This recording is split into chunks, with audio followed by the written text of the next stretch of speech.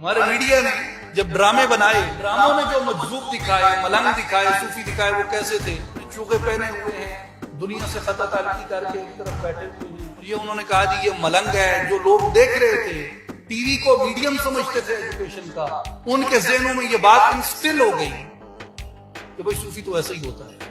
اس ذہن میں رکھ لیں یہ بات کہ تصوف محض رنگ برنگے چوکے پہننے کا نام نہیں ہے، ہاتھوں میں کڑے پہن لینے کا نام نہیں ہے، بالیاں پہن لینے کا نام نہیں ہے، کئی دن نہ نہانے کا نام نہیں ہے، دنیا سے الگ تھلگ ہو جانے کا نام نہیں ہے۔ کہ عارف اور صوفی وہ ہے جو موافق کتاب اور موافق سنت ہو کر کے، جن کی فکر و نظر میں، عمل و اعتقاد کے اندر کتاب اور سنت کی مخالفت نہ پائی جائے۔ کہ اصلاحی جماعت کا مشن ہی ہمارے حضور مرشد کریم نے یہی رکھا کہ ایسی تعلیم کو فروغ دیں جو موافق کتاب اور موافق سنت ہو، اس طریق کے اندر کتاب سے مخالفت کا اور کوئی ایسا عقیدہ اختیار کرنے کا سوال کیا گمان کا بھی امکان پیدا نہیں ہوتا جو مخالف کتاب یا مخالف سنت ہو۔ ڈراموں نے جو مجذوب دکھائے، ملنگ دکھائے، صوفی دکھائے، وہ کیسے تھے؟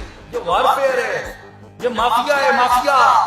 خبریں کیسی ہوں گی؟ اب فلاں جگہ اور شروع ہو گیا جی، فلاں دھمال کا انتظام کیا گیا، قوالی کی گئی، وہاں کوئی یہ بات نہیں دکھائیں گے کہ علماء آئے، انہوں نے کتاب اللہ کی بات کی، سنت رسول اللہ کی بات کی، دعا کی گئی، امت کی نجات کی خاطر، امت کی بقا کی خاطر، امت کے اتحاد کا درس دیا گیا۔ ایسی بات نہیں دکھائیں گے۔ یہ ڈپکشن ہوتی ہے کہ وہ لوگوں کے ذہن میں کس کا کیا امیج ڈالنا چاہتے ہیں۔